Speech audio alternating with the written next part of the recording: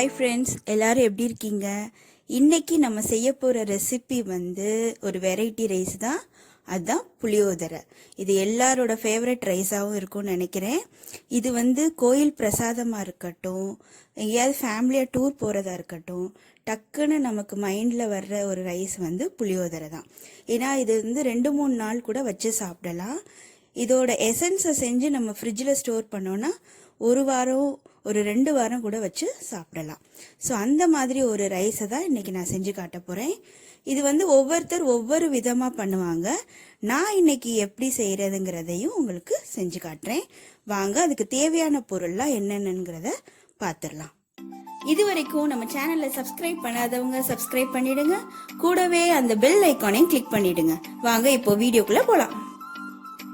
தேவையான பொருள் புளி எடுத்துக்கோங்க, வெந்தயம், இதை வறுத்துட்டு நுணுக்க போகிறோம், கடுகு, கடலைப்பருப்பு, மஞ்சத்தூள், தேவையான அளவு உப்பு, பெருங்காயத்தூள், கருவேப்பிலை, வரமிளகா.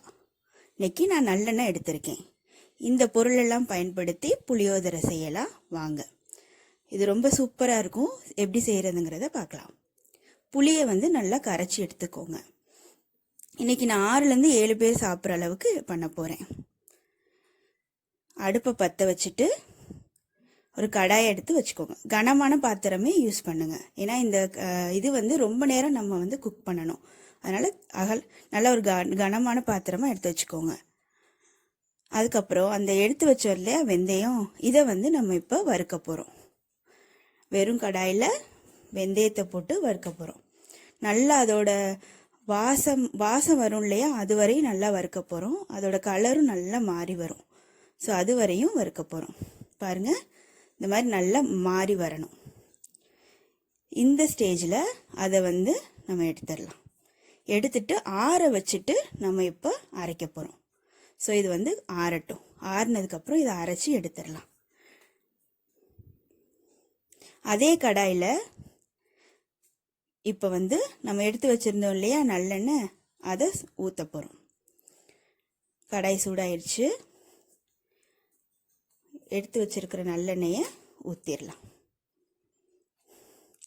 இந்த நல்லெண்ணெய் நல்லா சூடானோன்னே நம்ம கடுகு, கடலைப்பருப்பையும் சேர்த்துடலாம். ஸோ நல்லா ஹீட் ஆகிடுச்சு எண்ணெய். நல்லெண்ணெயே சேருங்க, அதான் நல்லது. கடுகு, இப்போ இன்றைக்கி 3 டேபிள் ஸ்பூன் கடுகு போட்டிருக்கேன். அதுக்கப்புறம் கடலைப்பருப்பு உங்ககிட்ட நெடக்கடலை இருந்தாலும் அதையும் சேர்த்துக்கோங்க. அதுவும் நல்ல டேஸ்ட்டு கொடுக்கும். ஸோ இப்போ அடுத்து கடலைப்பருப்பை சேர்த்துடலாம். இந்த கடலைப்பருப்பும் நல்லா வறுபட்டு வரணும். ரெண்டும் நல்லா பொரிஞ்சதுக்கப்புறம் நம்ம மீதி வரமிளகா, அதுக்கப்புறம் கருவேப்பிலையை சேர்த்துடலாம். நல்லா பொரிஞ்சு வருது. இப்போது வரமிளகாயை சேர்த்துருங்க. வரமிளகாயை சேர்த்துட்டு கருவேப்பிலையும் சேர்த்துருங்க. எல்லாம் நல்லா பொரிஞ்சிருச்சு. நல்லா பொரிஞ்சதுக்கப்புறமே புளி கரைச்சலை சேருங்க. இல்லாட்டினா நல்லா சவக்குன்னு இருக்கும். இதுனா நல்லா மொறுன்னு இருக்கும். இப்போது நம்ம கரைச்சி வச்சுருந்தோம் இல்லையா புளி, அதை சேர்த்துடலாம்.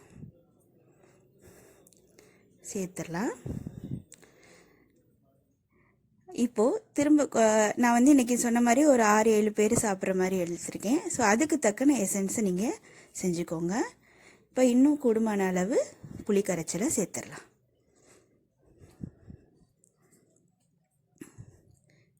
தேவையான அளவு சேர்த்துக்கோங்க.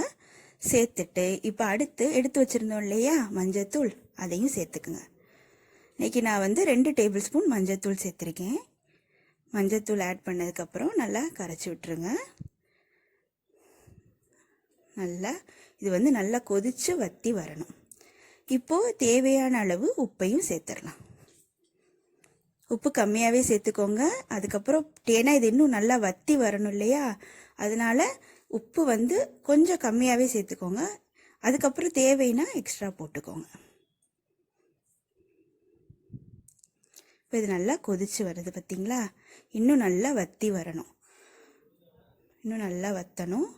இப்போ இந்த எடுத்து வச்சுருந்தோம் இல்லையா வெந்தய பொடி நுணுக்கிறதுக்கு, அதையும் சேர்த்து ஆட் பண்ணிடலாம். இந்த பொடியையும் ஆட் பண்ணிடலாம். இதை அரைச்சி எடுத்தாச்சு வெந்தயத்தை. இப்போது பெருங்காயத்தூளை சேர்த்துடலாம். பெருங்காயத்தூள், கட்டி பெருங்காயம் இருந்தால் கூட அதையும் சேர்த்துக்கோங்க, அது இன்னும் வாசமாக இருக்கும்.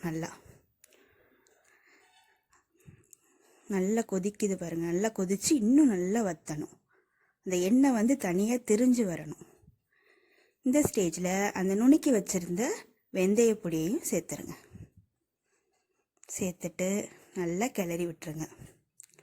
இது நல்லா கொதித்து நல்லா வற்றி அந்த எண்ணெய் நல்லா திரிஞ்சு வரணும். அந்த பக்குவம் தான் இது கரெக்டான இது. ஸோ இது நல்லா ஒரு 5 நிமிஷம் கொதிக்கட்டும். பார்த்திங்களா, எண்ணெய் தனியாக திரிஞ்சு வந்துருச்சு. இந்த ஸ்டேஜ் கரெக்டான ஸ்டேஜ். இப்போ நம்ம ஸ்டவ்வை அமர்த்திட வேண்டியதுதான். இது நீங்கள் சாதம் கட்டுறதுன்னா நல்லா ஆற வச்சுட்டு கட்டுங்க. சாதத்தில் நல்லா நல்லெண்ணெய் ஊற்றிடுங்க. சூடான சாதத்தில் நல்லா நல்லெண்ணெயை ஊற்றிட்டு நல்லா சாதம் ஆறுனதுக்கப்புறம் நீங்கள் கட்டுங்க. இல்லாட்டினா அப்படியே சாதம் ஒட்டிக்கிறோம். அதனால் நல்லா ஆற விட்டுட்டு கட்டுங்க. அப்போ தான் சாதம் பொழு பொழுன்னு வரும். புளியோதரை நல்லா இதை ஆறட்டும். நல்லெண்ணெய் ஊற்றி இப்போ கொஞ்சம் ஆற வச்சிட்ருக்கேன். அதுக்கப்புறம் தான் அந்த எசன்ஸை நான் ஊற்ற போகிறேன். இது கொஞ்சம் நேரம் ஆறட்டும். இது சூப்பராக இருக்கும். ஏன்னா நல்லெண்ணெய் சேர்த்துருக்கிறனால நல்ல ஒரு ஃப்ளேவராக இருக்கும். இப்போ எசன்ஸை ஊற்றிடலாம். சாதம் ஆறிடுச்சு. எசன்ஸ் தேவையான அளவு கொஞ்சம் கொஞ்சமாக எசன்ஸ் விட்டு கிளறுங்க. ஜாஸ்தியாக விட்டுட்டிங்கன்னா அப்புறம் ரொம்ப புளிப்பாக இருக்கும். அதனால் கொஞ்சம் கொஞ்சமாக விட்டுட்டு கிளறுங்க.